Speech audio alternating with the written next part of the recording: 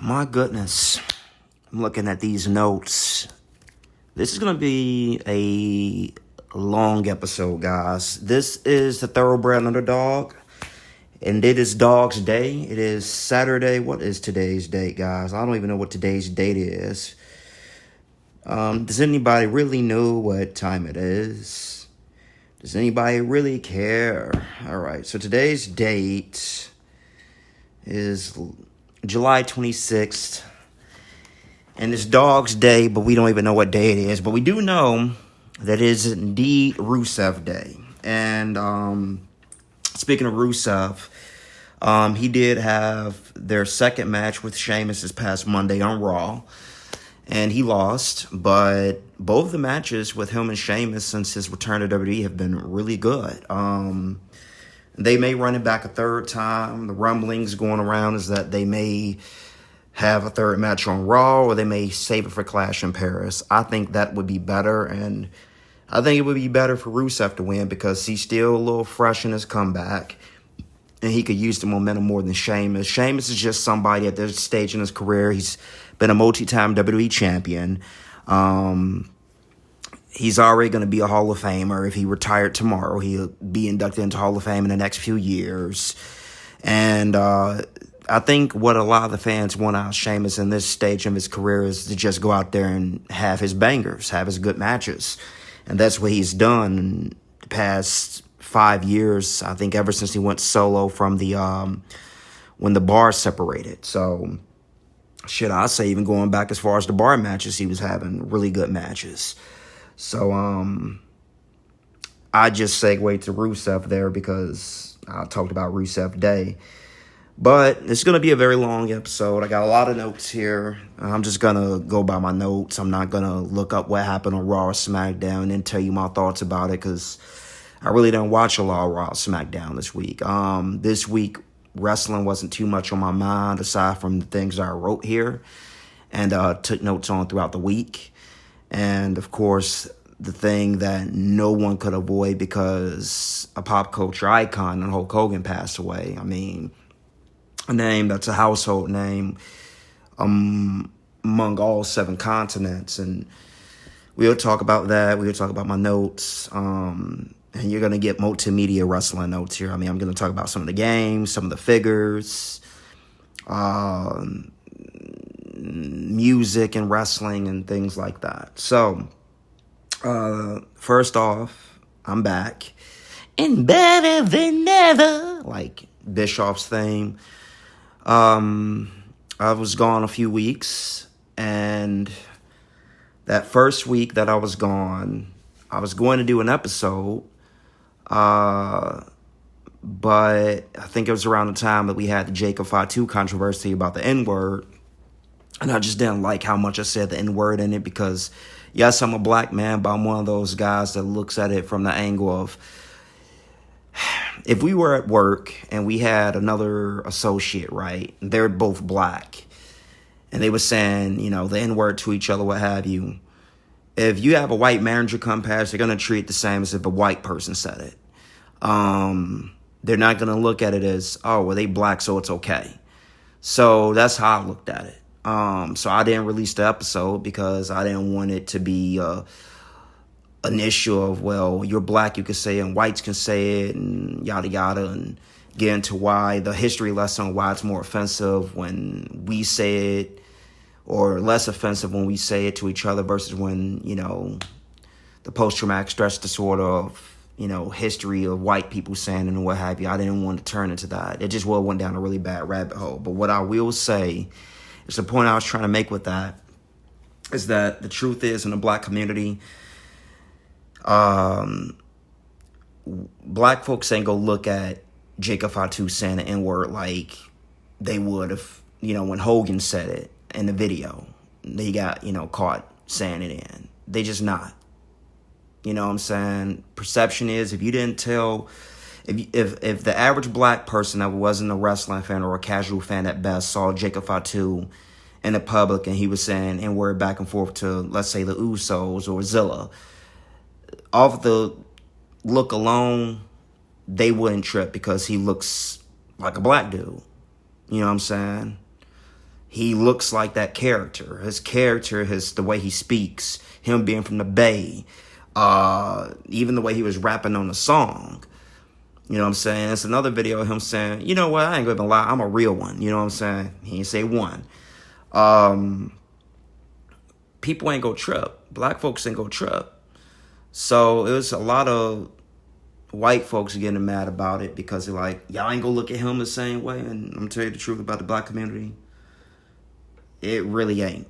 You know what I'm saying? Looked at the same way. So that's all I was trying to say. And then after that, we had that one weekend where we had like 4 different live events and pay-per-views. I think there was AEW's.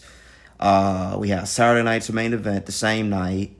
That's the one when Goldberg retired and they cut him off. And then Gunther actually gave him a good match. And then you had Randy Orton beat Drew McIntyre in a match that really was nothing. I remember clamoring for that match back when Drew was the chosen one, and then they had their good rivalry during the COVID era. I actually enjoyed their ambulance match and, Legend Killer Part Dill Randy Orton. And then they just had a nothing match on main event to involve celebrities. Logan Paul's not even looked at as a celebrity in it anymore. Now he's kind of more so. I still think he's kind of being accepted it and looked at as he's one of us now in the wrestling. He's that damn good, right? But now you got Jelly Roll, and I give it to him. He's lost a lot of weight, but we'll get to that later.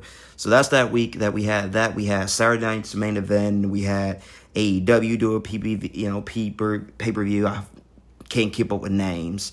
I think it was All In Texas, right? And then that Sunday, you had, I think you had an NXT one. And then you had a TNA one. Or, WWE had, a main roster show or something. I don't know. It's just like 4 different shows that weekend. I think Evolution, okay. And in order, it was Saturday night's main event was the worst. Just the way they disrespected Goldberg, cutting him out on a speech. But he had a good match with Gunther. Then the NXT one, because I barely remembered it, honestly. All I could remember is Mariah Monroe turning on Jordan Grace during the match that she had with JC Jane. And Mariah Monroe's better as a heel anyway. If you've seen her work in TNA, she is much better as a heel. So now they're feuding. And we'll get to Mariah Monroe later, too. And then you would have Evolution. Now, some people would say Evolution was better than All In. I think it was. Let's flip it. Because I think Evolution was better from top to bottom. There were some spots in All In Texas that, looked very choreographed, and Evolution was good from the first match to the middle to the end. I mean, even a Trish and Tiffany match was good. The triple threat match, I think it was Io, Rhea. Well, later on that night it became Io and Rhea, and Naomi, and she cashed in. That was a nice way to end the night. They were having a really good match. Io and Rhea don't have bad matches. That's just a lot of people saying that was the women's match of the year up until the finish. And, I was talking to my boy Nathan. I'm telling him, like, bro, he said the same thing. I'm like, there have been so many great matches in the history of wrestling that were always like that. Like, the match was good, but it didn't have a finish, or it ended in a draw, or interference and stuff like that, or a cash-in this case. But I would say I liked Evolution better than All In Texas. All In Texas, to me, was really just 2 matches and a segment. It was, I like one. I'm happy that we're reuniting Edge and Christian, but there's something about that I just think it's sad that they can't participate in. later on this year, and we'll get to that too. We got a lot of stuff to get to, right? So I'm like not going to be a 90s to be continued video with this. I am going to get back to it. They will be continued. These points, I'm going to get back to them, right? Because I got the notes, and it's going to remind me of back when I said I'm going to get back to it. But All In Texas for me was just the Hangman and John Mox. And they're still continuing the feud. If you watch AEW, I'm like, they're going to have a rematch and everything. I'm like, now you about to fuck it up. Now you about to go to the Law of Diminishing Returns, because that was a feud ender there. Moxley should either be taking time off of TV or focusing on a different opponent or something. Which, in a way, he is. You know what I mean? He's going after Darby. They're kind of feuding, but he's also going to get his rematch against Hangman. And it's just like, maybe he has already. I don't remember. But he is, I guess. He did a promo on him on this week's Dynamite. But that match was... Some people think it was a match of the weekend that week. I don't know, because it was basically a copy and paste hardcore version of Roman versus Cody from WrestleMania 40. Or 41, what have you. 40. 41 was the terrible one we just had. It wasn't even terrible until The Rock didn't show up, honestly. And night one wasn't really all that good. But that's why I rank it number 2. Evolution was just better all across the board. You know what I mean? From the Battle Royal and Stephanie winning, and more. You know what I'm saying? So that weekend, I just couldn't cover all that wrestling. I had to work and everything like that. But I still gave you my thoughts on it. And now we go into the notes. So, on SmackDown yesterday, they had a segment with Jelly Roll and Logan Paul. And Jelly Roll actually cut a really good promo. I think the main standout to me was him saying that Logan Paul he's an asshole, inspired other people to become assholes. It's kind of true, because he went in on Logan Paul's social media, you know what I'm saying, persona. And he cut a good promo. But that was about the gist of it. Once it got physical, we had Randy Orton in there, and we had Drew in there. And it was just, you know, Jelly Roll working Logan Paul. It kind of looked awkward. They're going to have to probably get back in the ring some more, which I'm sure they are. But Jelly Roll's lost a considerable amount of weight. I think he lost like 150 pounds or something like that, right? But his work didn't look that good. And it's to be expected. I mean, he's a celebrity. But when the bar has been set so high by, you know, Bad Bunny, Logan Paul, freaking Pat McAfee, you know, outside personas, people who are established names, and they're coming in having really decent to phenomenal matches. And then you see Jelly Roll out there, you know what I mean? It's like, I hope we're not falling off, but who knows? I ain't gonna lambaste him. Maybe he might shock me and turn things around come the match at, you know, SummerSlam.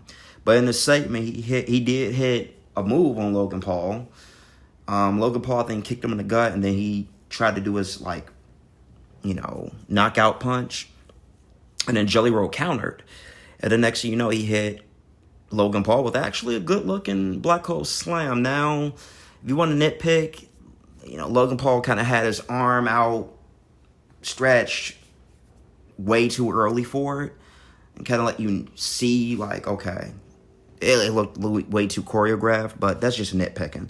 Jelly Roll cut a good promo and hit a good boss man slam there. Next note I have is Travis Scott. So the word is that he and WWE are done. They have parted ways. And quite frankly, good riddance. Don't let the ass hit you on the door. Let the door hit you on the ass on your way out. Because I'm still kind of pissed off about that whole Astro World bullshit. And him basically pulling Owen Hart and Vince McMahon, but live. Like when Vince had the show happen, still go on when, you know, Owen fell. it was a decision. He had to think about it and then tell Jim Ross to do it. It's like, fuck, if we don't continue the show, it's going to be a riot. We don't, if we tell him that he died the way he did, it might be a panic. But, I think the show should have ended because it was a crime scene, and maybe give like all the people the next pay-per-view like something off for free, or give them like free, they could watch it at home for free or whatever the next pay-per-view was, or something. They could have been compensated and the show should have ended. But Travis Scott was literally in the middle of the show while people were dying and still continued. Like, fuck that. I'm still going to keep performing.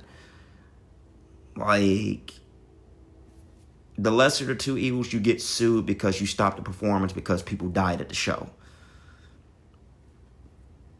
But now you're being sued, and he got sued because people died at the show. He should have stopped the show and showed a little bit more consideration and tact. And he's just an ignorant motherfucker. He just don't give a shit about nothing, smoking in the arenas and stuff like that. And he just came across as, I don't give a fuck. He just reminded me of like people I grew up with in Chicago that made Chicago a shitty place. You know what I'm saying? That attitude, that I'm a smoke in the class bullshit, that too cool for school bullshit. So I'm glad he gone.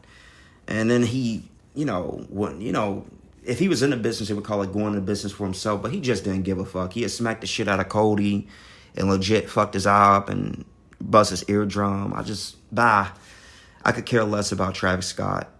And then the other thing is that he got replaced in 2K25. He was supposed to have been in the game, but he got replaced by El Grande Americano, Gable, not Kaiser.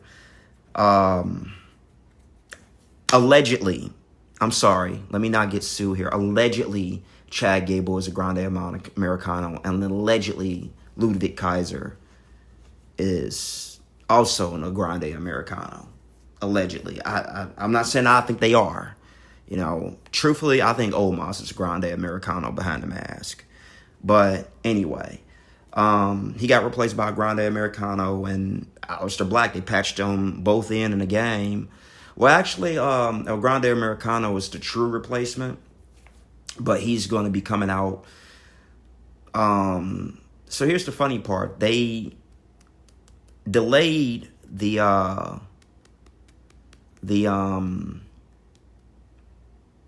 character when it first came out with the pack, because it was supposed to have been a part of that, not the Dunk of Destruction one, the one prior to that one. And then he didn't come out with it. I think he's supposed to be on the Dunk of Destruction one. That's the one with Shaq and Halliburton and Abyss and what have you, right? Whichever one he's supposed to have been a part of, they delayed his character being a part of it. And then they basically, they didn't outright say he replaced Travis Scott, but it was alluded to him being, a Grande Americano being the replacement for him, for the celebrity that then wasn't put in the game, which the word is that what been Travis Scott was the celebrity. And then they delayed it until October. So we're not getting Chad Gable, but we did get Aleister Black patched into the game this past Tuesday when they did the, or was it Thursday, they did the DLC package. And the DLC package was the Fearless pack, I believe. It had New Jack in there, Jordan Grace, Bull Nakano, Penta, and KSI. And they always got to get their shit in. That's actually going to be the next In Wrestling Life I'm going to do. It's going to be about getting your shit in. But they had to get their shit in here. They always got to throw in the celebrity. Like, we're going to give you some stuff you care about, and we're going to give you some stuff you don't care about. You just don't know which is going to be the preponderant of the two. And thankfully, we got 80% shit we care about and characters we care about, and we're shocked that would be in the game, New Jack. And we got that 120% was somebody we didn't care about. Didn't even come with new moves. Like, at least with Tyrese Halliburton and Jalen Brunson, I think they put in the game. They put them in the game, and they gave us many men with one of those guys. And they gave us new moves so to justify, okay, them being in the game, they're coming in basically as a new move pack unofficially. They didn't even do that with KSI. I guess he's just up in there so you can have somebody to beat up on that you don't care about. Or, social media. This isn't Fortnite, guys. Motherfuckers in the wrestling world do not care about these dudes. We don't care about them even when they're on TV or in the audience when you show them off. And my thing is with WWE is that they say they don't care about the IWC, which is a small fraction. We don't cater to them. We cater to the people in the ring. But then you cater to the internet fan base when it comes to some of these social media guys that nobody cares about in the audience, in their arenas. So they pick and choose who they feel that way and philosophize their things about. But nobody cared about KSI. Now, we did care about, and some people probably didn't care about Bull Nakano because she's from the new generation era. It was about 30 years ago. A lot of people don't even know of Bull Nakano. But then you have Jordynne Grace and you have Penta.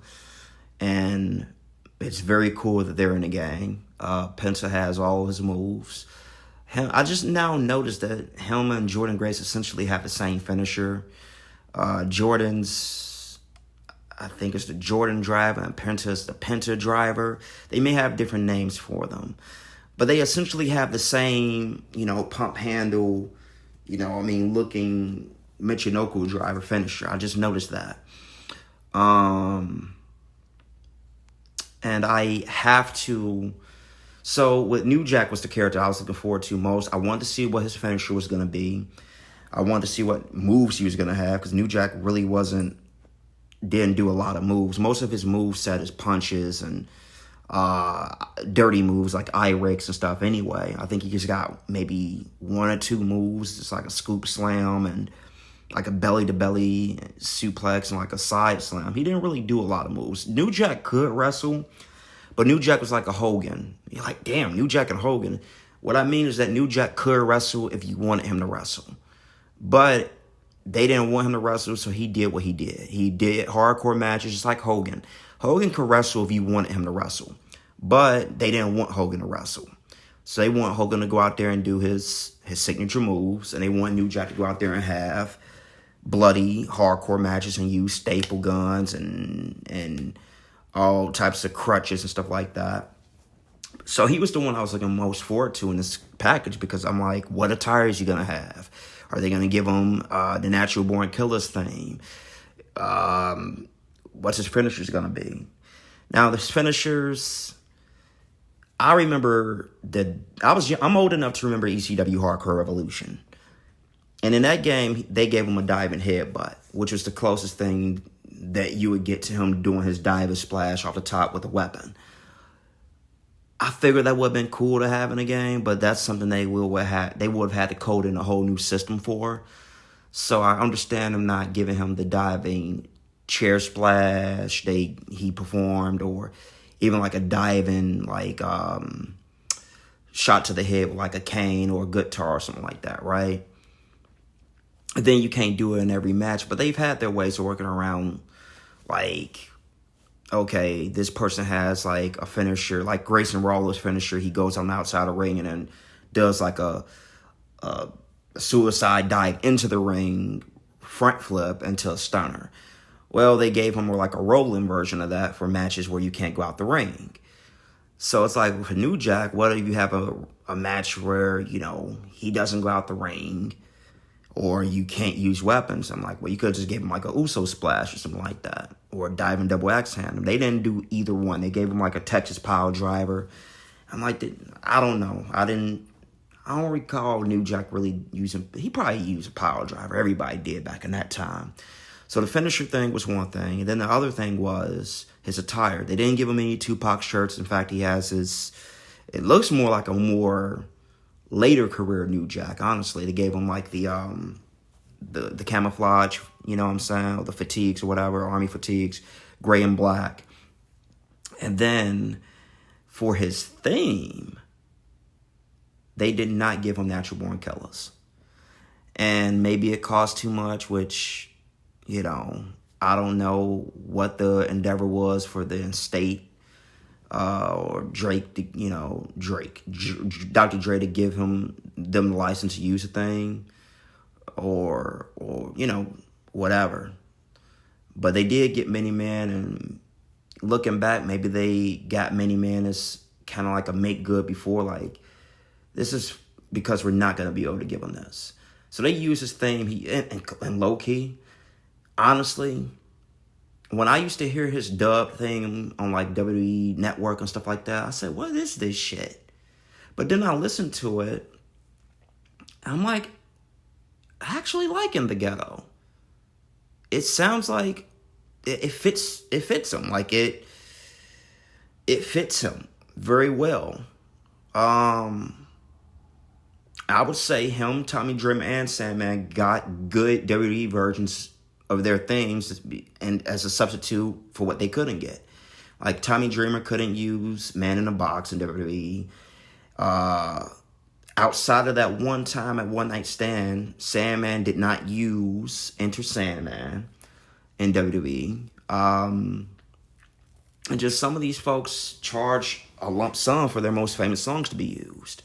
So I, having it on PC, I gave New Jack Natural Born Thrillers or Killers. And the coolest part is that it plays throughout the entire match. So I downloaded an arena effects version of it, gave it to him, and lo and behold, it played throughout the entire match. I thought that shit was dope. And if you select him in a one-on-one hardcore match, what will happen is they reverse the entrances. So if you pick, like I had him going against Abyss, and I had Abyss, I picked Abyss as the opponent. So I had New Jack first. But what would happen is they reverse the entrances. So Abyss came out first, and then New Jack came out with the fucking trash can full of weapons and threw it in the ring. And the extra here, now maybe I didn't notice this, because if they did it with New Jack, I'm sure they probably did with Stone Cold Steve Austin. New Jack's tons is a bunch of middle fingers. I mean, double middle fingers and everything.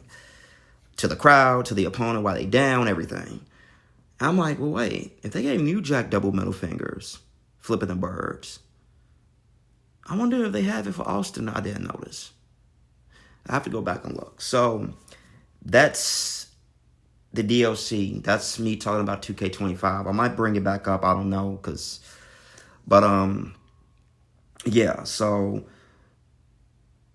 I talked about why I wasn't here. Another reason I wasn't here too is because me and my girl, for the time being, have gone separate ways, and that did kind of affect me a little bit because I didn't hear from her for a while.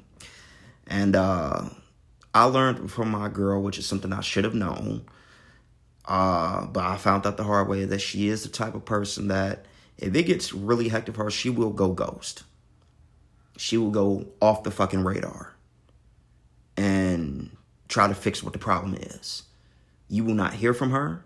You will not see her. She will not write you. You will not see her firsthand. You will not get pictures of her. Unless it's on a mailbox. And that's what happened for me for about a week. I knew what she was dealing with. And but when I didn't hear from her after she dealt with what I knew she was dealing with, I worried. And she told me what it was, and that she wants to just focus on her health and give her time. And that's what I'm going to do. So I went to go see her in person. She's a stylist. I went to her shop and saw her in person. And I told her, it was awkward because I came in with this whole promo, right? And just like in wrestling, you might go out there with an idea of what you want to say in your promo and whatnot. And then some shit happens where now you got to pivot and you got to improvise. And some wrestlers, when they go out there and they have to pivot, improvise, or they may got hit with an errant blow they didn't think they was going to get in the promo, and now it's like, wait, I didn't know you were going to say that, so now I got to come up with something for that on the fly. That's how I went. I'm like, I'm going there, I'm going to say this to her and tell her I understand. And she had a customer in her chair, and then she knew the customer, and our relationship's very nuanced, so I didn't want to talk to her outright about it in front of the customer. And then she's trying to focus on her customer's hair, but also hear what I'm trying to say. So I have to talk about shit that really don't even matter just to pass time to get to my point and see how I'm going to get to it. until customers have to go out the door. I'm the type of person that if I see a woman going out the door, I'm going to hold the door. Or if she's carrying something heavy, I'm going to hold the door. If she's got her baby in the stroller, I'm going to hold the door. If I see elderly people coming out the door, I'm going to hold the door. So they come up, I like hold the door open for them. And by the time I go back in, she's like, look, I got to just focus on my customer right now. I don't mean to be rude. I just have to put her in writing, show her a note like, look, I'm going to let you focus on your health like you say you want to. And I'm going to focus on bettering, getting my financial situation better, get my body together, get on my shit, get me a car, get my license. Yes, I'm the DDP of cars, guys. I don't have a license. I barely can even drive. So I am the DDP of driving. You know how DDP started his wrestling career late? That's with me in life. But with driving right now, I don't have a car. So I told her I'm going to focus on getting my shit together. But when I'm done, I'm coming back like Triple H at fucking the Norfolk Scope with the jean jacket and all, and swollen in the motherfucker, looking like walking like Big Pun. But I'm walking like him because I'm muscular, not because I'm a big guy. You know what I'm saying? I'm coming back for my girl. So you're probably not watching this, but I'm coming back for you. And we both gonna be better. And we go both be all right. So it's gonna be a long several months of me getting my shit together and trying to be patient and not get overzealous and not show up at the shop and all this stuff. But that's the reason I was out too. And it kind of hit me hard. So that's also another reason I was out. So let's get back to the list. And cause I if I'm out, I like to give you guys a show every Saturday if I could. But if I don't do one, I like to be able to tell you the reasons why. So let's get back to it. We are now, that's the seconds, 31 minutes in. I'm going to try to finish this in an hour, 15 or less, right? So the next one, Kiana James made her return. Now, she originally returned on the house show, had a match, right? And a lot of people thought she was going to get released. They were wondering what they were going to do with her. Her whole time in WWE, as a whole, in NXT, she was kind of like the business, authority, classy, secretary type character, it appeared. She always had like a business savvy appearance and gimmick. So they brought her back on SmackDown. And I guess she's kind of like the business partner or what have you of Julia, and the vocal piece for her, because Julia's English is not that great. And there was a segment with her and Julia, and I think Zelina Vega be low-key flaming motherfuckers when she do promo. She called her ass a clipboard Karen. And she's going to get her rematch against Julia. Zelina still has something about her they could do with her. Like, they could do something with her that they're not doing with her character, because she could go on the mic. And I really don't want them to put her back with Andrade. We've been there, done that. Andrade and Rey Fenix are fucking killing it as a tag team. They even had a vignette. Like, they're making them an official tag team. Such a good tag team that we may not ever even get anything beyond just a Penta and Rey Fenix teaming up in the Royal Rumble or going against each other in a Survivor Series match. We might not get them as a tag team, because that's how good just him and Andrade have been hitting off as a tag team. They had a really good match with the Wyatts. And then now that's going to be a 6-man tag team match. I think at SummerSlam with them. I think it was Ciampa and Gargano.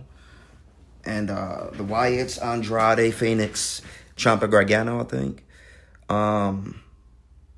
So yeah, there's that.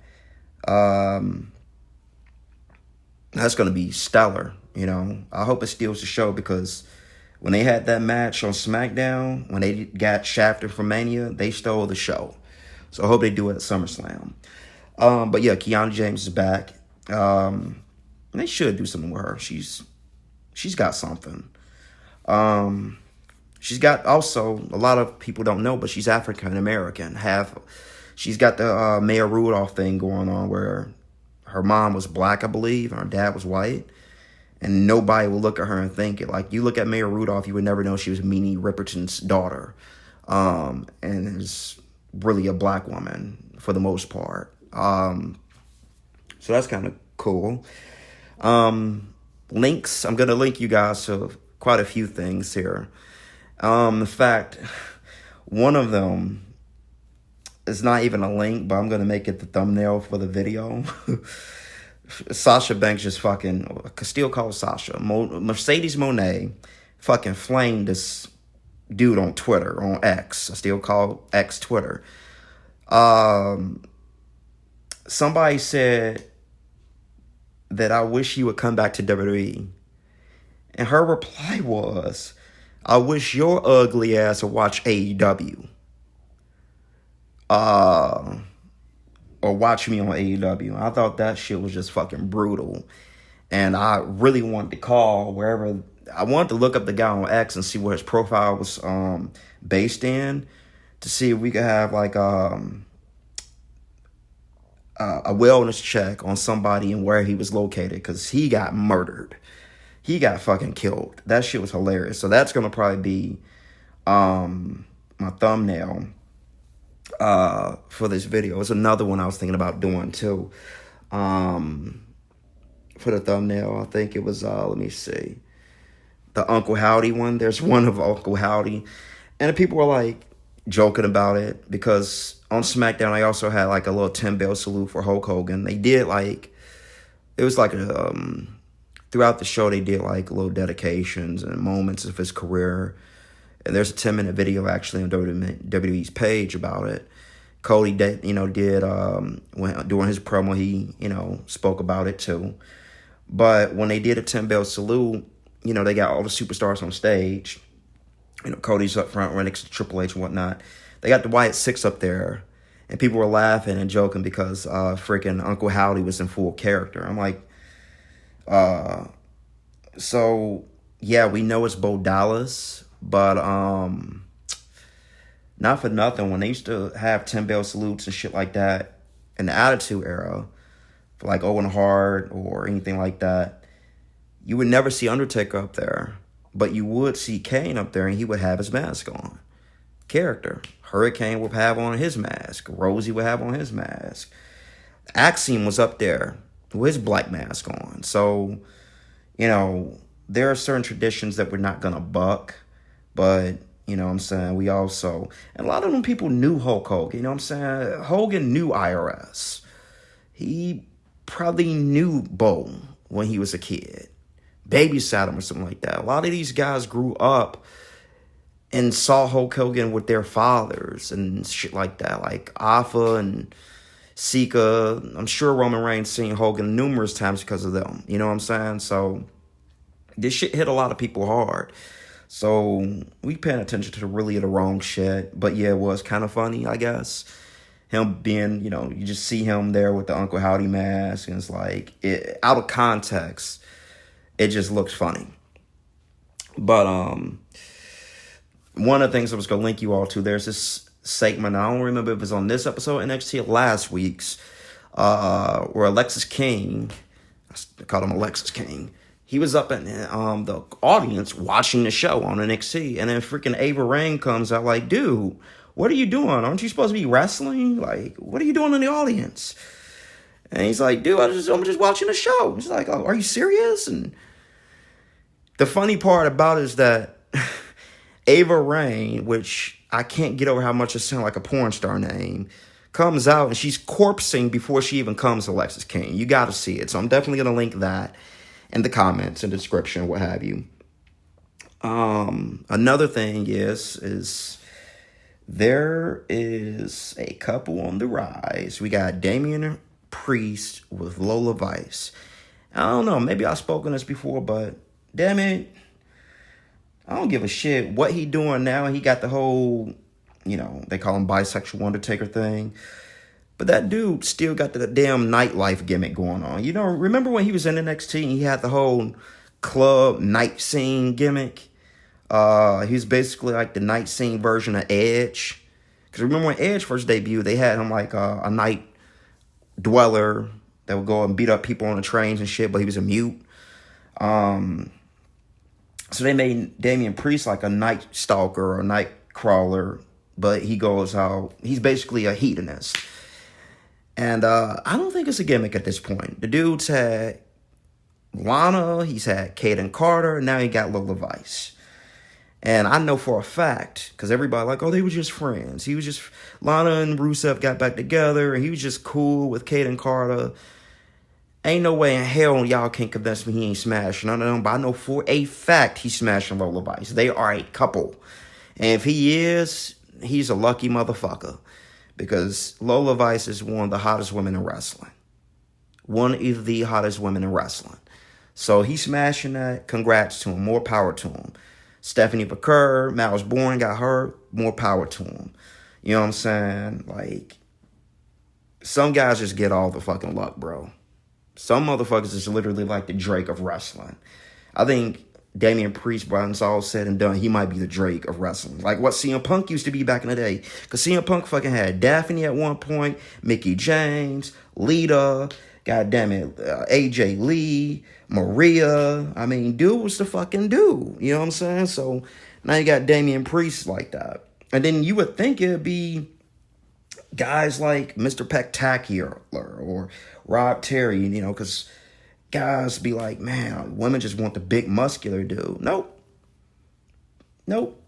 It was CM Punk. CM Punk like a regular dude in the Midwest that fucked with the underground tattoo scene. And he had like 7 to 6 bad bitches in wrestling. So, you know, it could happen, bro. It could happen. You know what I'm saying? Then you got guys like Pete Davidson. And he had a Kardashian. Which, make of that what you will, but you know, he had a couple of bad bitches in the gang. I forget who he was with before that. Some singer. And it's probably fucking Taylor Swift or somebody. You like just some singer. But anyway, some guys just get them, man. Somebody's just got it like that. So Damian Priest and Lola Vice, they were at a Bad Bunny concert. He's like, no comment. Nah, we know what it is, bro. You clapping them. And congrats for it. And they're a good couple. They both, you know, good Puerto Rican folk, you know what I'm saying? So, I like Priest. I think I like Priest mostly when he was in NXT and when he's punched Martinez, though. I wish with the Judgment Day shit, he leaned more into the Papa Shango-ish type way he was instead of trying to be like Undertaker, though. That's just me. So now they got him feuding with Aleister Black, and I'm starting to feel him again. So I want to see where they're going to go with this because they both kind of have the dark element to them. But where's R-Truth at? Because he was feuding with Black, and they kind of just, okay, now we got Priest taking up for him, and now they going at it. But where's R-Truth going from here? What are we going to do with that momentum he had? We can't just, I don't know, maybe something happened on SmackDown that I didn't see. Y'all could tell me if I did, but yeah. So continuing, damn, I got 2 more pages of shit. So let me try to breeze through this. AJ Styles returned to TNA. We thought he was going to go and challenge Trick Williams. He didn't, but he did allude to one more match.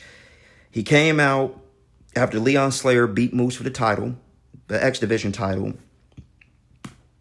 Get ready to fly plays. That may be, unless he has that match in TNA, the very last time we'll see AJ Styles come out to it, because word is he hates that song, which is crazy to me. But he loved the one he just had when he was heel, which wasn't really all that.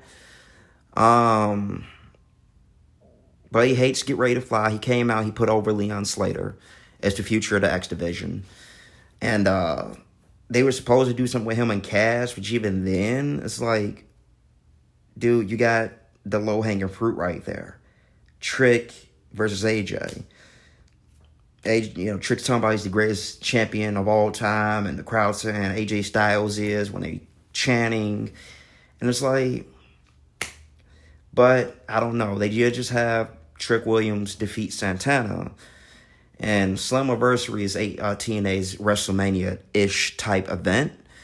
So maybe the word is they're going to have Santana beat him for the belt at Slammiversary to get the belt back.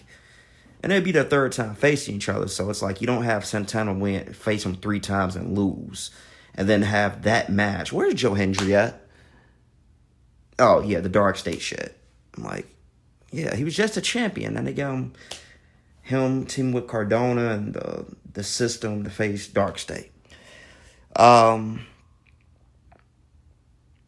So yeah, Trick Williams actually did a really good promo on Raw before NXT that day. He's calling out Taker, saying, you know, you out here popping off like you ain't got expiration date on your knees, and saying, I like that you like to roll your eyes in the back of your head because I might knock your ass out. And he just delivered it like Booker T. Like if you just heard Booker T and if you just picture Booker T's voice saying the same thing Trick was saying, you could just see, yeah, Booker is very close to Trick. Trick is soaking game up from Booker T's work and promos and knowledge. So I heard it in a delivery. And then they had the segment on NXT. Taker came out and says, you're a little bit too light in the ass to be talking to me like that. And then Trick almost took a shirt. He's like, no, keep that on. Keep your shirt on. And somehow gave him a chokeslam. Trick was out there dressed like Black Shawn Michaels, cowboy. A good segment. But I'm just going back to AJ. I'm loving the shit they're doing with him and Dom, the comedic segments. They did 2 this week where AJ was like doing the valet park, and like I think fucking the Judgment Day had just got out the car or SUV or something like that. And then Dom was like giving a valet park dude the key. And he's like, the guy comes up to him, he's like, key please. And then he just hands it to him, doesn't look, and it's AJ. And AJ just keep pestering him about getting clear so he could get his Intercontinental Championship match. But there was, you know, it's just been funny. You know what I mean? You got that one. Then there was one on Raw where freaking a doctor came out to check on Dom. He got knocked down on the apron or something like that. He's out on the floor laid out. And then AJ, there's a doctor looking at him. And then Dom's embracing the doctor. And it's fucking AJ. And he starts wailing on him, punching him in the face. So what they've been doing with AJ Dom comedy segments, I've been enjoying. You don't see a lot of comedy out of AJ like you used to. I think the last time before this was probably him and the Omos when they were feuding with Rated RKO. And then you had a feud with the Joseph Park stuff too. So yeah. But also on Raw, Killer Cross, or Karrion Kross beat Sami Zayn. Sami Zayn loses nothing by losing to Cross. And we all know why he defeated him in Saudi Arabia. They weren't about to have the Arabic superstar lose in Saudi Arabia. Since they lost Mansoor, Sami Zayn is their hope. So that's why they had him go over. But to get back, they had Karrion Kross. I was about to say Corey Cross. Karrion Kross get his win back on Raw clean, I think, against Sami on Monday. And they're probably going to have a third match. And I hope Cross goes over in that one too, because Sami is just like the Bears. Like, people are always going to support Sami, even though he loses a lot. He's the Chicago Bears of WWE, to me. You know, we always know the Bears ain't going to win. They probably lose. They probably won't go to the World Series, Jesus Christ. Super Bowl again, but we always go support him anyway. That's Sami Zayn. But we don't know what's going on with Karrion Kross's contract situation. I mean, it's conflicting reports that he signed another year. And then they're saying he hasn't been approached to sign at all, and his contract expires next month. I hope he re-signs and they get their head out of their asses and realize what they have. It's somebody that's organically getting over with the crowd and has put in the work. But that's the thing. That whole philosophy about people that are self-made, that Vince hated, seems to still be relevant in WWE, where it's like, if we didn't make you, it makes us angry. And Cross was kind of self-made for years. He was doing his own uploads of promos on his channel and stuff like that, and getting himself over on his own. So it's like, I don't know. I feel like there's a little bit of this resentment to him in some of the ways they don't present him and put him on TV as much because of that. And Sami is kind of a pseudo top star, but you don't exactly have Cross feuding with like Seth or Roman or anybody like that. But they're getting better about that. Like, you just had LA Knight feuding with Seth, and Even though the word is LA Knight will have lost to Seth that Saturday night's main event. How did I leave that out? You know, that's where Seth got injured. I still believe it was a work, and Seth is going to be okay by the time SummerSlam happens and come cash in on Punk after Punk beats Gunther. But if not, I think Gunther will beat Punk. Punk will win the Royal Rumble next year. If not him. Isn't the Royal Rumble in Saudi next year? Because if it's in Saudi, I'm going to go with Sami Zayn. But if not, Punk should win next year. So I got between Sami and Punk for next year's Royal Rumble. I do believe Punk's going to have a WWE championship of some sort, either World Heavyweight or a WWE championship, main championship, before he calls it a day with wrestling. He'll be champion again. But him, the only way I see him beating Gunther at SummerSlam is if Seth cashes in on him right after. Or, but if Seth doesn't cash in, I got Gunther winning for SummerSlam. But we'll revisit that when we get closer to SummerSlam, do predictions and such. What else do we have here? Talked about Sheamus being Rusev. So, when we get to that. Another thing I wanted to link you guys to. So this one was hilarious. There was some TV show, some talk show. It had Ethan Page on it, Obafemi, and the reporter says to Ethan Page, "Can I touch your hardware?" She says, "You got some nice hardware here." She's talking about the North American Championship. He says, "Yeah, you can look, but you can't touch." She says, "I can't touch it." And then she looks over Obafemi. She's like, "Well, maybe I could touch his hardware." But, you know, shining off a little bit with some jewelry solution or some shit like that. And Ego just gives a look at the camera after she says that, like, maybe Oba let me touch his hardware or some shit. And then Ethan Page just looks in the camera like, right. And it was fucking hilarious. So I'm going to link that too. But, yeah. So we could proceed. We are on the last page of notes. And what else I have to talk about? So obviously Hulk Hogan passed away. And I think this is another thing where white folks in the IWC were offended by black people not being offended or saying some scurrilous things about Hulk Hogan, especially some wrestlers. Like you had Leo Rush. It's like I'm not getting on the bandwagon hating Hulk Hogan. The most poignant statement was from Devon Dudley, and he spoke about how Hulk Hogan was always good to him and how you have to forgive people and not be hypocrites, you know what I'm saying? And it was a pretty poignant statement. He did an interview with somebody about it, and it's like, in the time of TNA, Hulk Hogan was always good to me. Booker T spoke on Hulk Hogan and how he helped, you know, him and Harlem Heat, which is funny because Booker T also was helped by Hulk Hogan's WrestleMania 9 opponent. Was it 9 or 8? 9 was him fucking doing a thing with Bret and Yoko. WrestleMania 8, I think it was, with him and Psycho Sid Justice. Sid Justice actually helped Harlem Heat get into business too. But Booker T was like, no. Hulk Hogan helped me out a lot.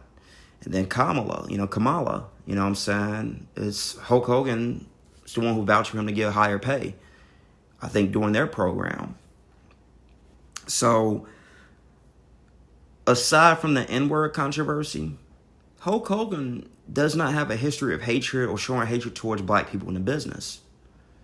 And it's hard for a lot of folks to dissect this. But in the black community, in every community, we have our negative stereotypes.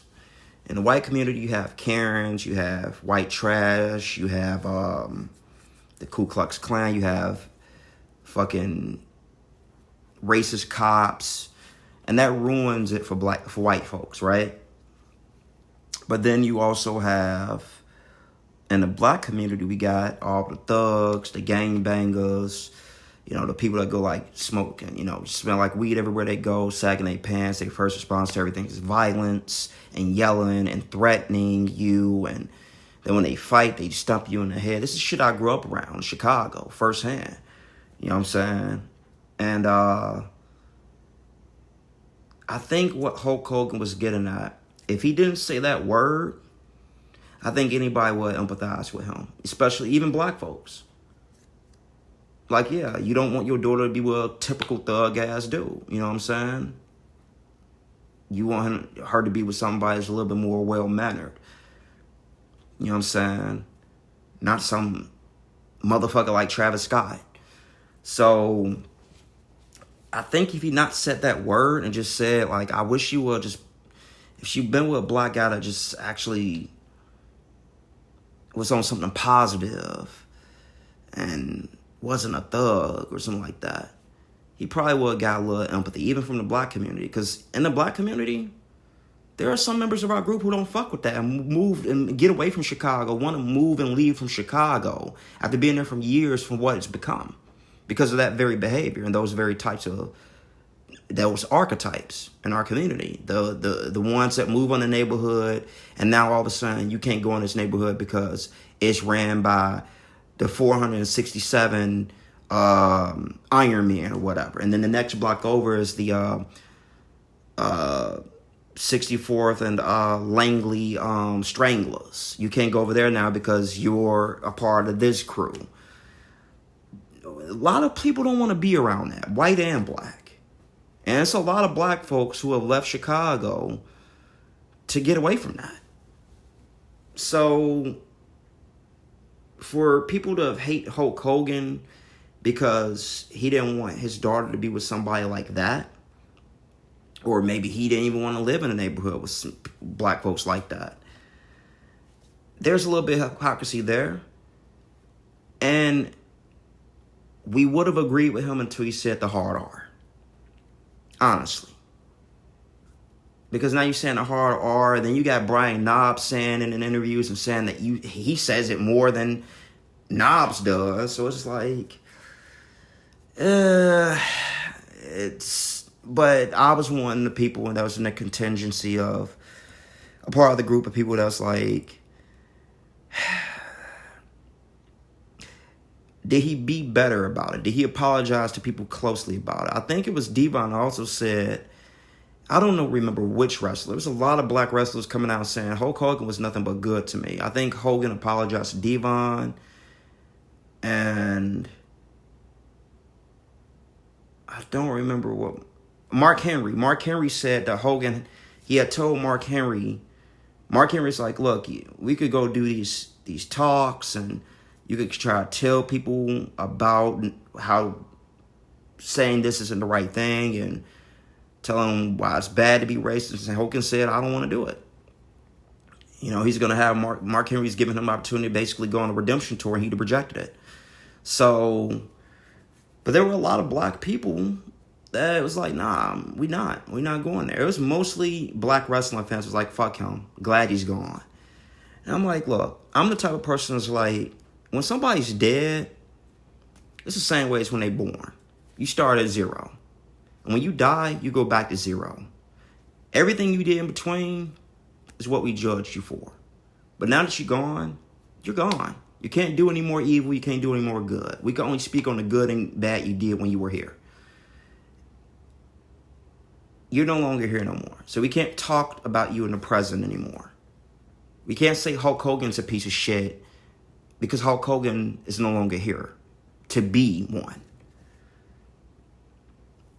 He didn't kill anybody. He just said a really fucked up word. And we all said really fucked up words. And we all should be better for it and change and watch what we say and be careful with what we say in anger. Because, yeah, sometimes being recorded, you know what I'm saying, it can bite you in the ass. For example, I think it was last month I was walking home from McDonald's. Or walking home from Walmart, or riding my bike, whatever. And somebody drove past and called me the hard R. and I cursed him out. What if police drove past, only saw me cursing at somebody? They didn't see what provoked me. Or what if somebody drove past and recorded me saying what I said back to them? And then it looks like I'm the racist. Watch, I didn't say anything racist. I said but what if I did? And it's not really a lot of... It's fucked up and it's good at the same time, but it's not really a lot of pejorative words you could call just a regular, out here in a rural area like the part of Indiana I am, outside of maybe calling them a redneck, they happy that they rednecks. You know what I'm saying? Being a redneck isn't a bad thing. It's the behaviors that we focus on. Are you a racist redneck? If you have like the Confederate flag, are you just saying you happy to be from the South, or why are you happy to be from the South? Because of the way black people were treated? Or do you think black people should still be slaves because that's what Confederates stood for? You know what I'm saying? It's a little bit more nuanced. The funny thing about black and white, it's not just black and white. So, it's not really a real pejorative term I could throw back at them. For one, I'm not really good thinking on my feet when it comes to shit like that, because I'm not expecting that. I'm not expecting to be called a hard R.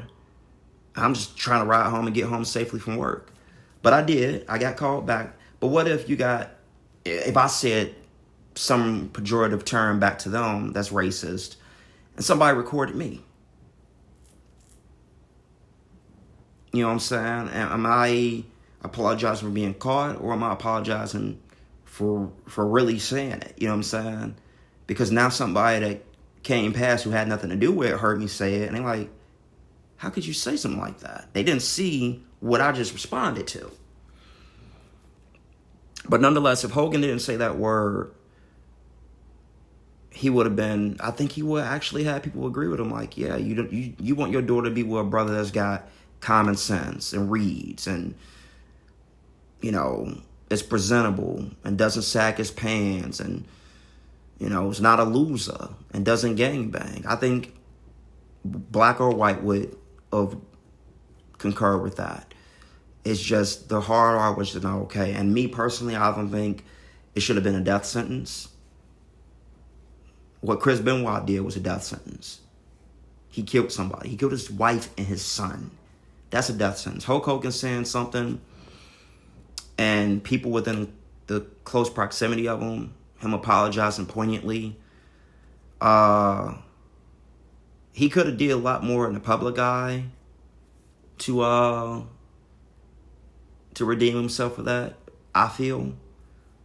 But I don't think we should be saying fuck him and his legacy and his life, and it's other shit that we could probably say fuck him for. That's other offenses, but as a black man, I think he's dead now. He didn't kill anybody. He didn't commit genocide. He wasn't Hitler. He wasn't Hulk Hitler. You know what I'm saying? So it sucks. But the thing is,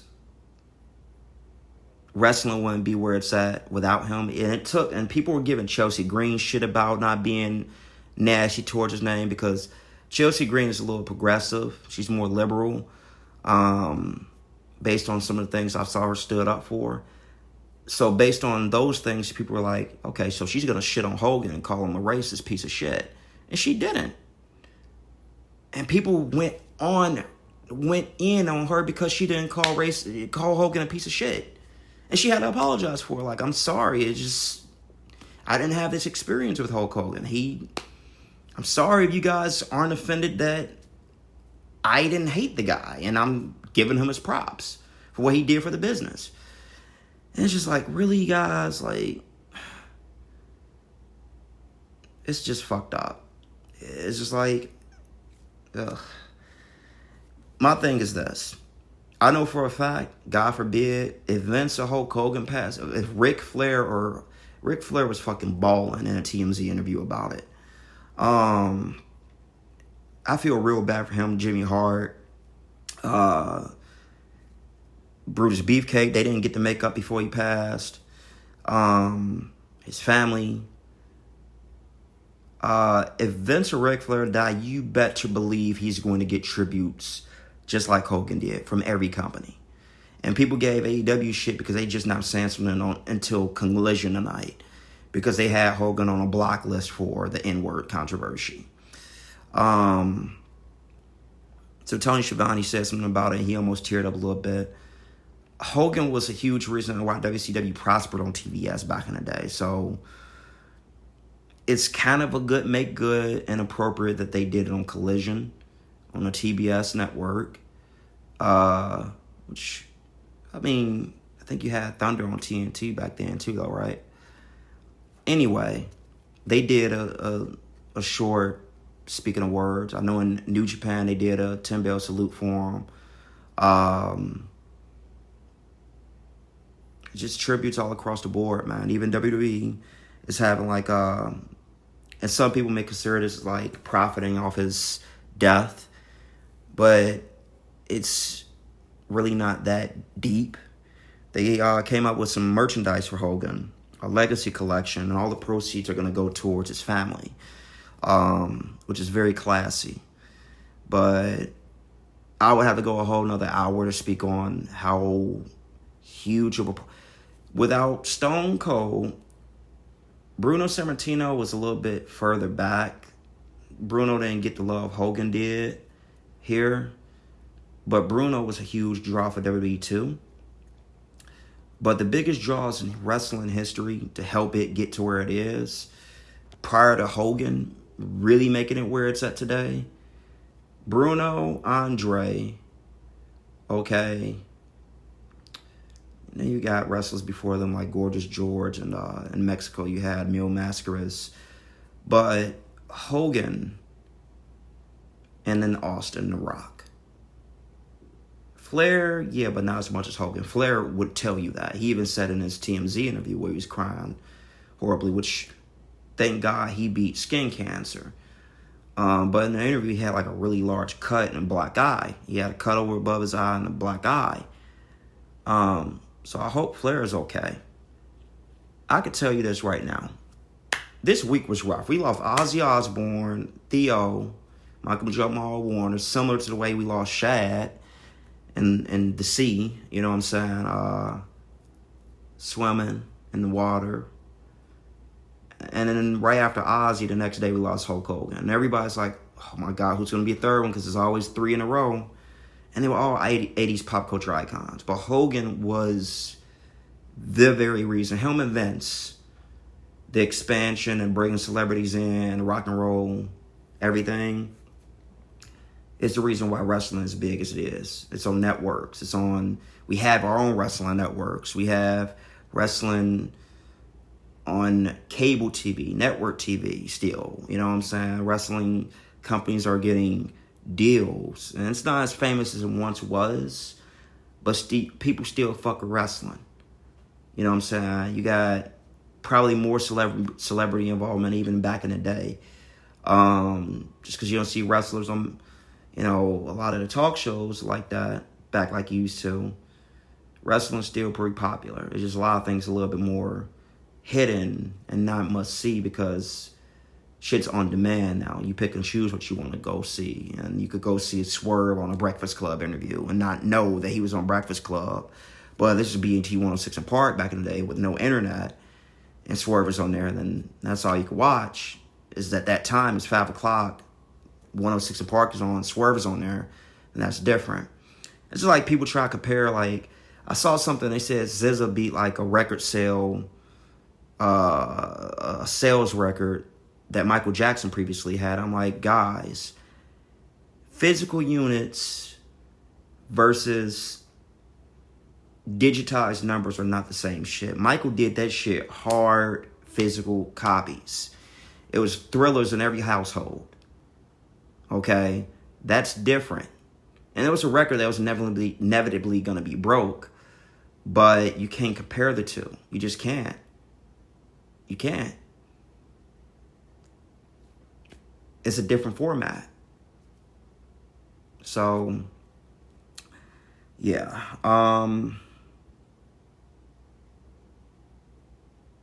There was also a funny picture. Now, I had 3 contenders for what I was going to choose as a thumbnail. for this video. It was the Mercedes Moné grilling a fan. It was the Uncle Howdy and but that one kind of had a somber, he was a part of a somber assemblage there. And there was Cody. There was a fan when he came out. The fan had on a Cody Raheem shirt, basically a picture of Cody with the Rick James dreads. And Cody's looking at his shirt like, really? Wow. His mouth was agape. He's like, and it's just hilarious.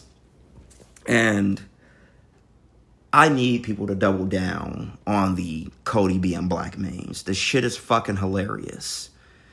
That shit should be basically the same way Sami Zayn and El Generico are. It just go with it forever.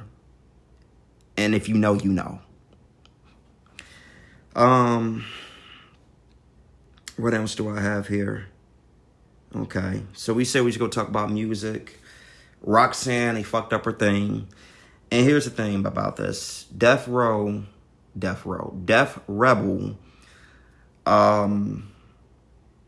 they had a rose and a thorn this week. They fucked up Roxanne's thing by trying to make it slow. And I get it. Roxanne is like a heel. She had that thing the whole time she was a heel in NXT, though. And, I think she had a different version of it when she was a heel in NXT, too. But AJ Lee had the same thing when she was heel. Paige had the same thing when she was heel. Asuka had the same thing when she was heel. You don't always have to change a person's thing to they're darker now, so now they got to have a darker, slower, melody to their song.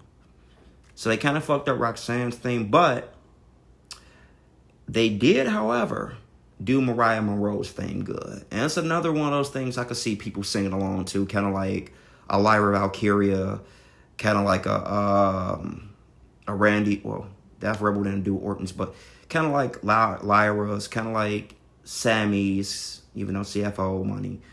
What I'm getting at is I could see people in the audience singing along with it. So they did her theme right, Mariah Monroe. But yeah, that's the Rose and Thorn. And then also on SmackDown, we have an open challenge going to occur next week. For the very first time since this partnership, you're going to have the AAA championships feature on WWE television. And it's going to be Los Garza, Berto, and Angel. They're going to be defending the titles, AAA tag team titles, in an open challenge match. I swear, I think this is going to be the debut of Mr. Iguana next week. So I will probably tune in, actually, for that. I don't even care if I'm at work. I might tune in on the sales floor for that. So that's kind of cool. But also, I think it's cool when championships from other companies appear on WWE television because you never thought it would happen. We've had TNA titles appear in Royal Rumble matches. When Mickie James did it and Jordynne Grace did it.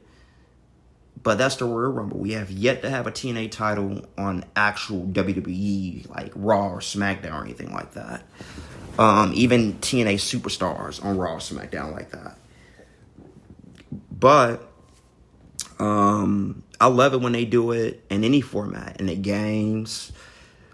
They've been doing it with figures. Like they did a Boss Man figure when he was Big Bubba Rogers. It came with a UPW or UWF championship. Looked like the old Ring of Honor World Heavyweight title, but it had, when they got the red ROH on it, but it had UPW or something on it, or UWF or whatever. Well, now they just had, and this is why I'm transitioning and talking about the wrestling figures. Because I was talking about a little bit of everything. I talked about the game, talked about actual wrestling, let's talk about figures. And how this may be the most loaded SDCC, San Diego Comic-Con, as far as like wrestling figures are concerned, from all companies to date. As far as like, damn, I kind of want to buy everything. They actually showed off a Kurt Hennig.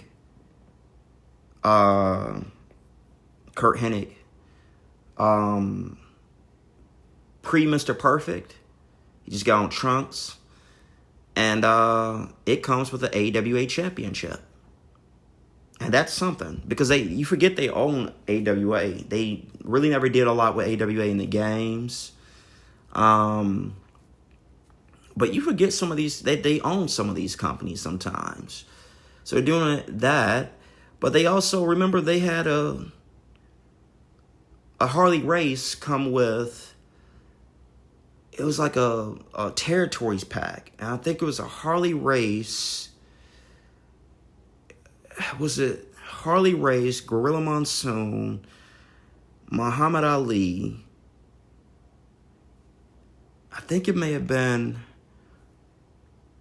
Muhammad Ali and Gorilla Monsoon in 2-pack. And then there was also Harley Race and Superstar Billy Graham. And that Harley Race was notable because it came with an NWA championship. And I was like, guys, please sign Ric Flair back and get him a figure, a 89, 88 Ric Flair with that championship. You got to do that. Now, we've had an Ultimate Ric Flair. I don't think we've had one with the new leg articulation, because that'd be dope if you want to do the figure 4 with him. But they got to get him signed back to a deal. Right now, I guess he still got a deal with AEW, because they just showed a Ric Flair figure out of him, a Luminaries Ric Flair of him, and I just don't fuck with the torsos. Like, I don't fuck with TN. AEW I fuck with more for the aesthetic value than the actual play value of it. Like, they're not good for posing. We go get to their figures in a little bit. They're not good for posing. And, I guess Ric Flair still signed with them. They got 2 figures of him coming out, one with red and a red robe, and they got a Starrcade one with the blue robe. So I guess that's cool, but WWE needs to get him back to a Legends deal. Plus, I kind of miss him being in games. So,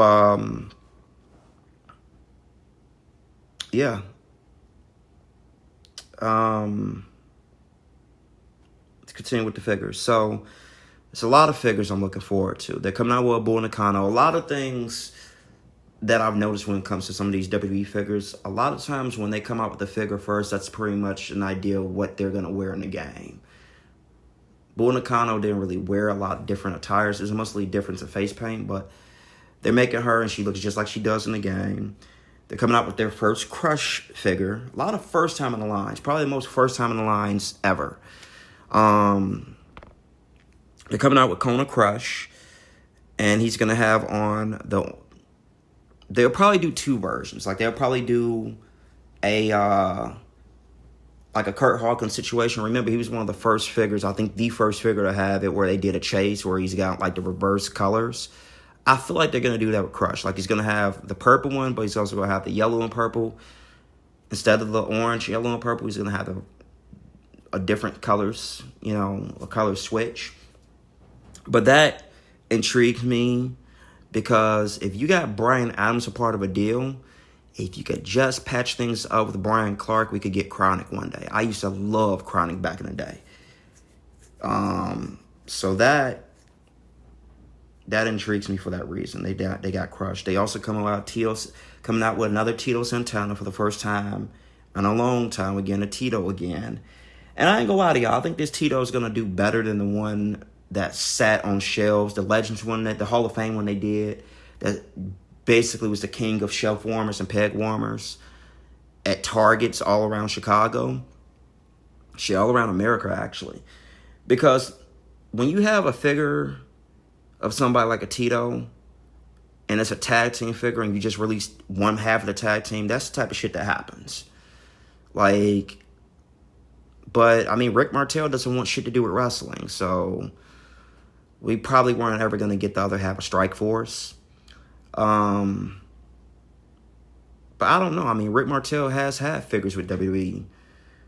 Even after he said he didn't want to do with wrestling, he's only had one figure with them. And it was back when they first started doing, like, the Mattel deal with the Legends figures and shit. And he had the purple one. He came with the cloth jacket with the Yes, I'm a Model pendant on. And That was eons ago. I'm talking about maybe 10, 15 years ago at this point. So he's had figures. He's even been in the game a few times. So it's not that they can't do anything with Rick Martel, but they should. They could do a Rick Martel Strike Force figure. They could do an AWA champion Rick Martel figure. So I think they can work something out with him. He just doesn't want to be in the wrestling side. And sometimes they do those deals. Like, here's the cool part. Billy Gunn's got a Legends deal with Mattel and AEW. They just showed off in the same San Diego Comic-Con, mind you. This is fucking crazy that what's tripping me out is nobody's talking about how he just pulled a Rick Rude in the figure form. The same San Diego Comic-Con, they showed off a Billy Gunn figure for AEW. He comes with like a tag team title or something like that, and the figure actually looks really good, like the boots and everything. I'm really meticulous when it comes to like figure details, like if they give him 2 short boots, or like if they gave like fucking like a Sid Vicious like boots like Goldberg, it would piss me off because Sid always wore long boots. They give like the same San Diego Comic-Con, they showed off a 2000s DX, Road Dogg, and Billy Gunn. Like when they used to come out to the Run DMC thing. And the Billy Gunn has like the Dolph Ziggler boots on. His boots were always like almost to his knees. Not to his like shins, where you can see his shins. AEW got it right on theirs. But you're probably not going to be able to articulate a move with it. So I just think it's crazy how some of these deals work. Like some of the guys would have a figure deal and a game deal, but not be on WWE television, or they'd get in the Hall of Fame, but not be in the games. Like there are still several people in the WWE Hall of Fame who have yet to be in the game. You know what I mean? Like we never got the Sheik in the WWE game. We never got the Briscoe brothers up in there. Maybe they too far back, because some of these guys would be going way too far back to a time where wrestlers only did a few moves and won matches with scoop slams. Who would want to play with people like that? But Jim Duggan hasn't been in a 2K game. Jim Duggan has only been in Legends of WrestleMania. But they showed off Jim Duggan at the San Diego Comic-Con. So some of these deals just are weird to me. Like Billy Gunn, I cannot get over how he had a figure from both companies shown off. That shit was just, and it's lost on everybody. That's just crazy to me. But a lot of first time figures here, you know what I'm saying? We getting Crush, we getting El Matador Tito, which I think I do a lot better than the Strike Force one did, because it's more colorful and toyetic and gimmicks, you know what I'm saying, stick out more. But then again, who knows? I mean, at my Walmart here, we got Seth's peg warming. We got AJ Styles figures peg warming. We got Stone Cold Steve Austin, the ultimate one that came out when he got arrested, shelf warming. So I don't know. I can't call it sometimes with these figures. I'm like, man, when that comes out, everybody's going to buy that. And some of them don't. At Myers, they got the Triple H from SummerSlam 2002 shelf warming. So, it's weird how some of these things happen. But we're getting Survivor Series. These are also the ones I'm looking forward to. I'm going to name so many, you're going to be like, damn, are you sure you want to try to get out of that? Because it's not just wrestling figures. Like, you got the McFarlane Mortal Kombat figures. You got some of the Marvel Legends. They showed their ass at this convention. They're finally making another Mephisto that's not a part of a HasLab. It's a lot, dude, being a fan of figures. And it's just like, they didn't make this shit look this good when we was growing up as kids. If the figures that Mattel make now were being made back in the 90s, you have a lot more kids standing in the house playing with the wrestling rings when SmackDown and Raw came on. But they didn't. We had shit that barely moved. The bone crunching action ones and the Titantron ones where just the arm moved like, you know, circularly, but didn't have like, you know, any elbow joints for a while. It took them a while to get elbow joints, and you know, the legs only moved up and down, and the toe only moved up and down, and yeah, we came a long way. So it's like, why not take advantage of this shit? I mean, but you're gonna hear me say a lot of shit. Like, these are the figures I'm also looking forward to, not just the ones coming out. So we got fucking they're making Survivor Series Seth and Roman from when they was in the cage, and he both had them weird looks on their face. Like, Punk is looking in the cage to the left, like, are they gonna call me to the ring at any point now? And Roman's got that look on his face, like he got the damn, what's the basketball player? He's got a funny look on his face, but they're giving us a new head sculpt. And Roman is just like Bret Hart when it comes to like seeing these head sculpts. It's like, one day we're going to get a good Bret head sculpt. And we may just have, because they're also coming out with a 3-pack from the Survivor Series match. The match that just got inducted in the Hall of Fame, the very first WWE Hall of Fame match. The I Quit match between Shamrock as the referee, Bret, and Stone Cold Steve Austin. The funny thing is that the Stone Cold Steve Austin is not the Defining Moments one that they're doing from that very same match. You kind of got to have them both, because they're doing the 3-pack with Bret, Ken Shamrock, and Stone Cold, and the Bret actually has seemingly the best Bret Hart head sculpt today outside of the 2010 Bret that they did. That looked like him. But they're doing another Stone Cold Steve Austin from when he bled in that match as a Defining Moment Stone Cold. And I feel like the Defining Moments for Stone Cold was, you were either going to go with that or the King of the Ring. Stone Cold had so many, though. So it's like it could have been any of these. But it's like, I see why you couldn't put this in a pack, because you want to sell it at Walmarts and Targets, and if it's on the shelf, you don't want people to see a bloody figure. I mean, it's the same thing with, like, later on here, we got the John Moxley Blood and Guts. They're doing another Supreme John Moxley. This one's Blood and Guts, and he's all bloody and shit like that. It's like, how do you not make a bloody Moxley? You know what I'm saying? They've had a few, actually. But this one's like the Supreme version. You can't cater that to kids. You got to put it on ringside as an exclusive. So, you know, makes sense. But at the same time, it could have went either way, right? We're getting an Ultimate Bray. And not just, like, I got the Bray from the Lights Out match, but they're giving us an Ultimate Hawaiian Shirts Bray. Cannot wait for that. Shirt comes off and everything. Which is weird, because Bray never took his shirt off.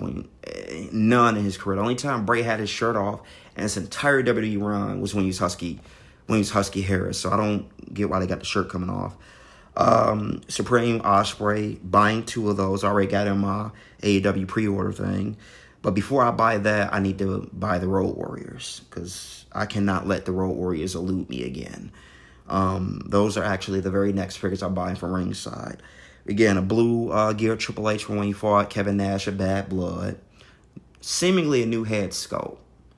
But they only showed the renders. They didn't show the actual figure, so I don't know if it's the same head sculpt that they gave us for the other Triple H's, like the one with the biker shorts and the red trunks from the, I forget that line they had. They had a line, and they gave us Triple H with the biker shorts. And then it was a separate one, I think, where we got Triple H with the purple. So far, they've given us Triple H with the red. And it was like an orange and black package. I think it was Decade Dominance. I could be wrong. But it was an orange and black package. And it had Triple H up in with the red shorts. And then we got Triple H with the biker shorts. I might be getting the two confused. But I know we got a red one. I know we got a purple one. And now we're getting the one with the blue. And it's got the blue boots.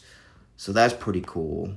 That's a must-have for me. Because I liked it when Triple H switched up. It's like looking forward to see what colors he was going to wear.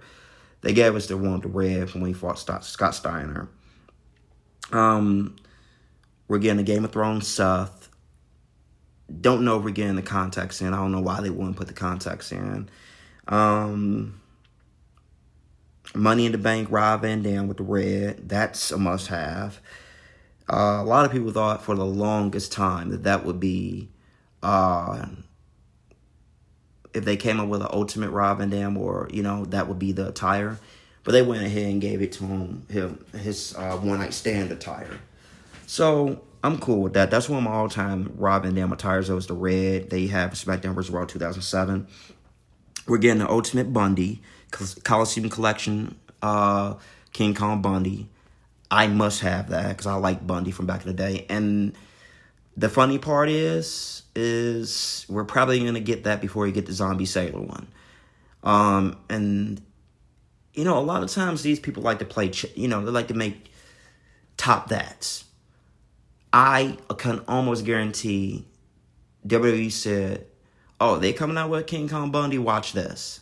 Same shit they did with Brian Pillman. Like Zombie Sailor was going to do, and I think Zombie Sailor's Brian Pillman looks better than the WWE one, but WWE went ahead and made Brian Pillman when he was with the Hart Foundation. And I'm like, no, I kind of like the Zombie Sailor one from when he's in the ECW a lot better, because he got the glasses and everything. Just the sculpt of it, he's just too fucking big. He should not be as big as an Undertaker figure. Just my opinion. What else we got here? We getting some outsiders here. Now, here's the thing about the outsiders.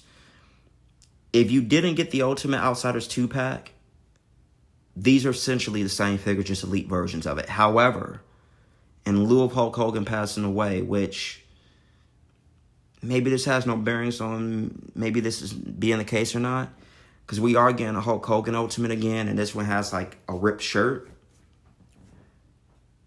A lot of people are thinking that they didn't show Hogan in this, and that this is going to be a Bash at the Beach 96 3-pack with Hogan in there. And that would be awesome, because I don't think we ever got that figure. I don't think we ever got... I thought we did for the longest, and it was a Hall of Fame Hogan, and it was WrestleMania 9 attire.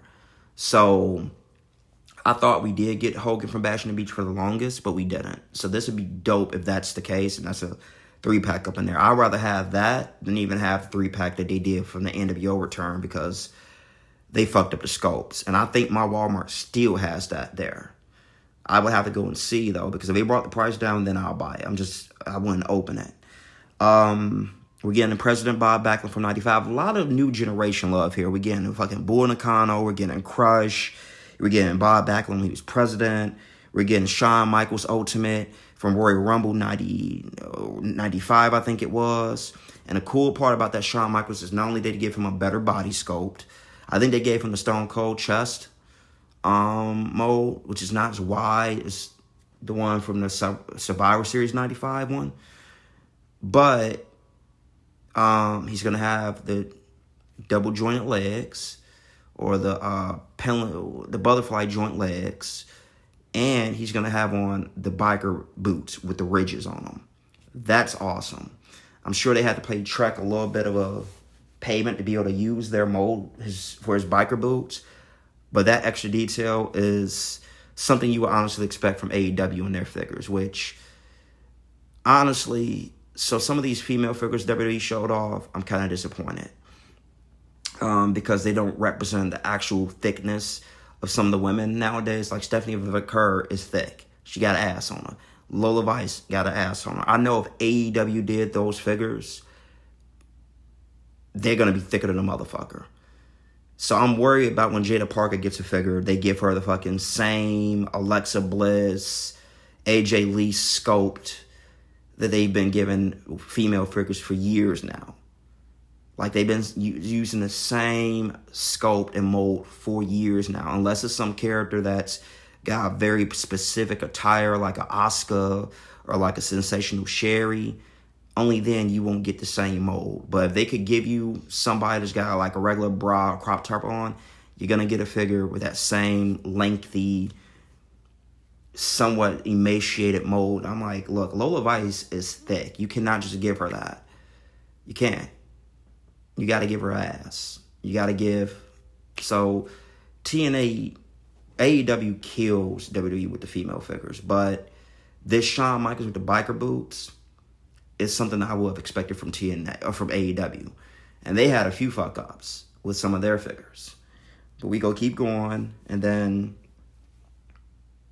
after that, we got a few more things to talk about, and that's it. And this would have been an hour and 40-some minute episode. I always have the hope of getting rid of these things before an hour, and it never happens. But I'm a figurehead, so I love my wrestling figures. So we're also getting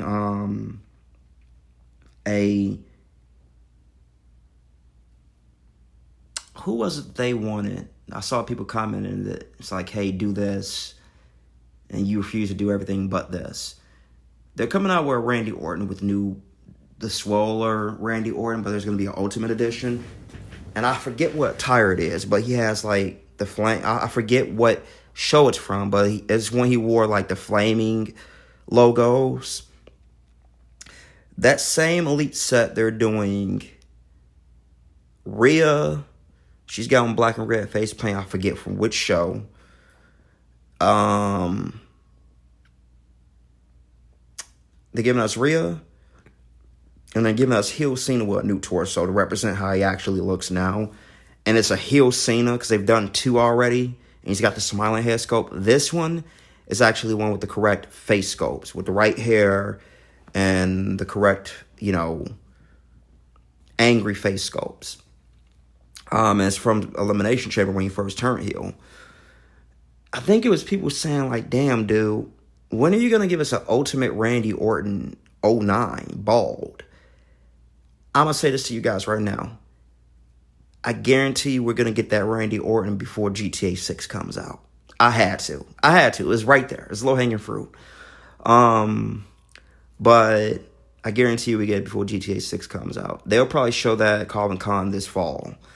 That much I do feel like they're going to do. And Randy's a guy that you could always do, multiple Ultimates of. They've done multiple Ultimates of Ray.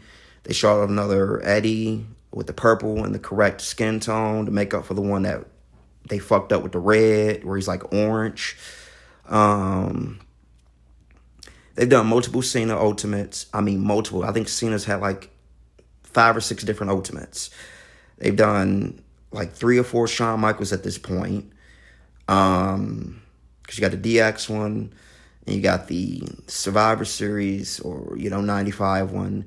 You got the Montreal Screwjob one, and you got the WrestleMania 12 one, and now you got this Royal Rumble one. So we're going to get that Orton 09 bald head one. They've only had, I think, 1 Ultimate Randy Orton. So this would be the second one with the new sculpted, swole Randy Orton chest sculpt.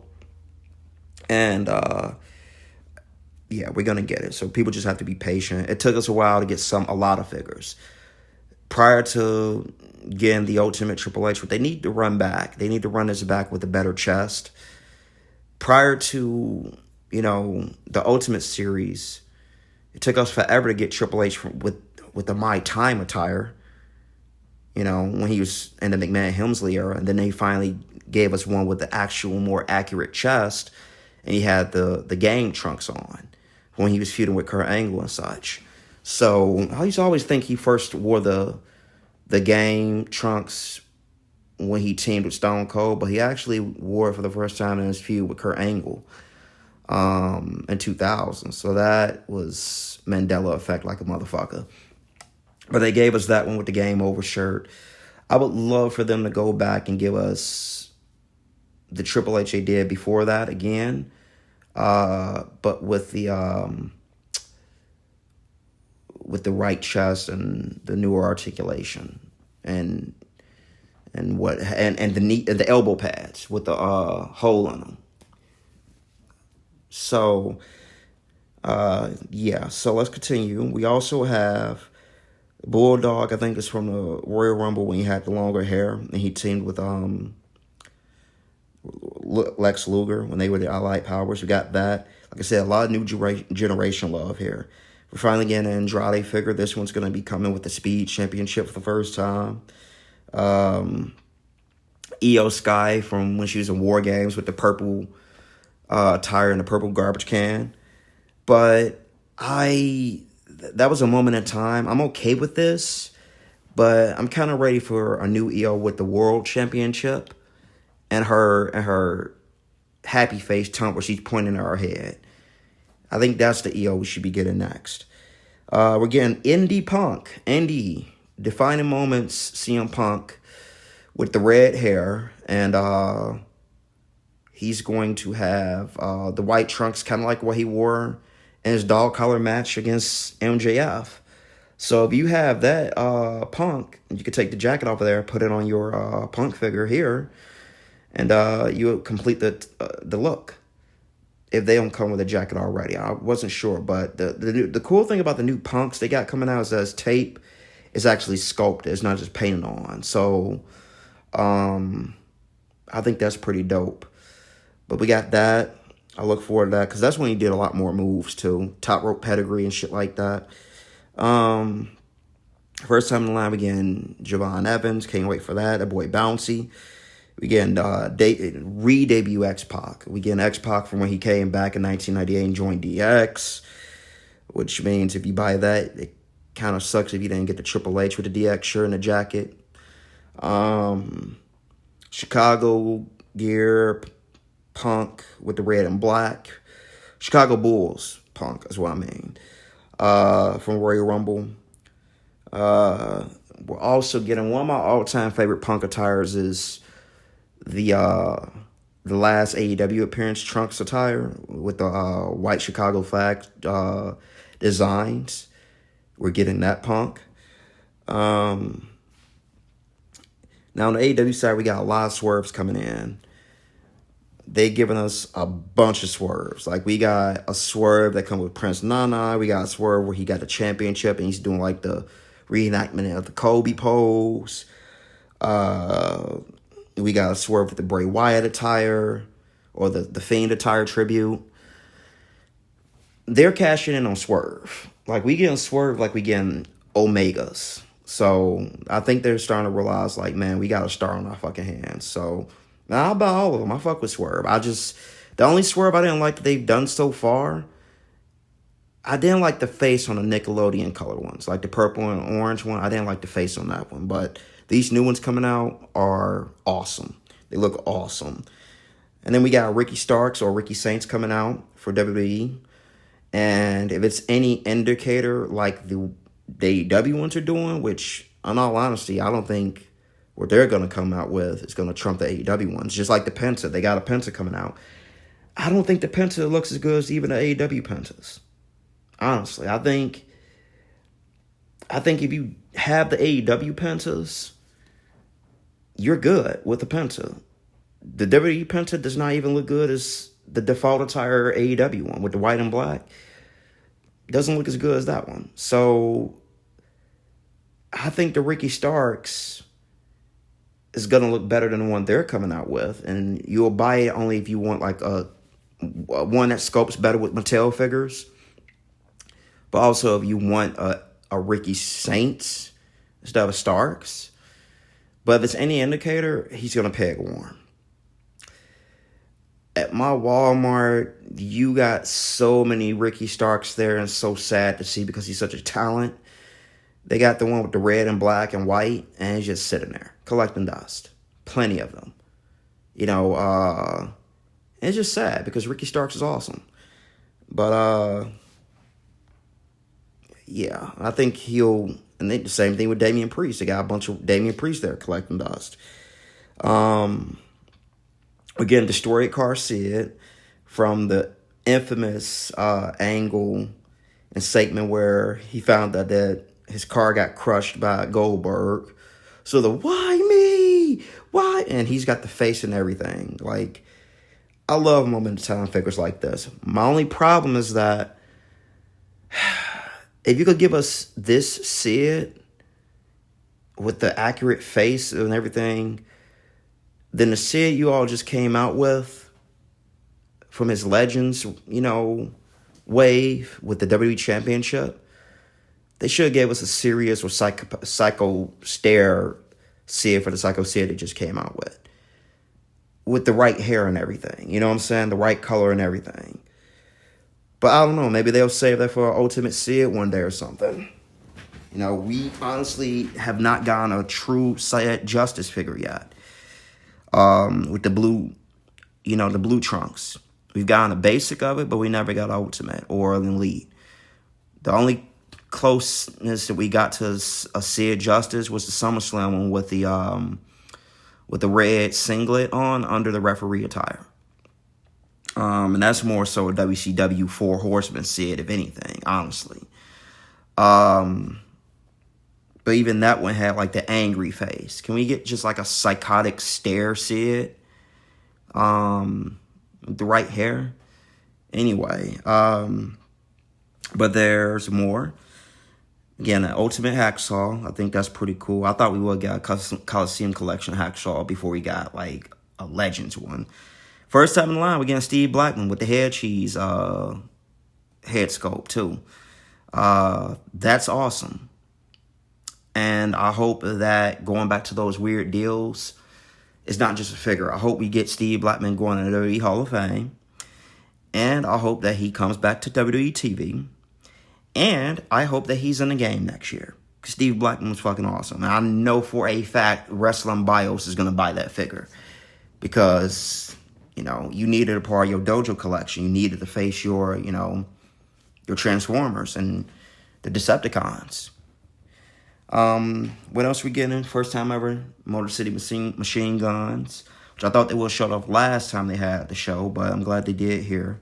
I'm buying those. We're getting the Halloween Havoc Rey Mysterio to go along with the Halloween Havoc Eddie they released a while back, which I still need to get from the, Legend series that had also included Mankind for when he won the championship, that Jamboree episode of Raw. AJ Styles. We're getting a blue attire AJ Styles from when we used to wear the mask. The gas mask on the live event shows. We're getting that. But it's an old school attire. It's basically a 2016-17 attire AJ with the mask head scope. And it also has like the one where his hair is flowing and then when he does the phenomenal forearm. Can't wait to buy the Outrunners. Can't wait to buy... they got 2 Kyle Fletchers before he cut his hair. I think one of them is waiting for Ospreay in the cage match. He's got like the white attire. I can't wait for that. Christopher Daniels, they're coming out with a Ring of Honor version of him. It's really a TNA version, but it doubles as a Ring of Honor one. Classic attire, Christopher Daniels. Athena with the Ring of Honor Championship is a must-have. They got Heel Statlander coming out. They got, like I said, Stephanie Vaquer and Julia. Can't wait to have those. Heel Cena with the better torso. And we're also getting another Final Boss Rock. But this Rock has the same wrestling attires, but it comes with the Mama Rhodes belt and the white jumpsuit from, I think, the second night of Mania. Whereas the one that's on ringside right now comes with the championship he has and the black jumpsuit. So really, if you want to have a complete Rock Ultimate Final Boss, you kind of need both. Because one comes with one that the other doesn't. So that's the sucky part. So that's it for me in figures. I had to say something about Ricochet.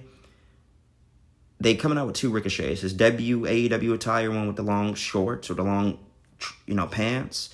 But they're also doing well with his more contemporary look with the trunks, short trunks. They fucked up the boots and made him short. He always wore long boots, and I started to hate WWE for doing that. They even did it with kick pads, started giving him short kick pad boots. You got Ricochet, okay?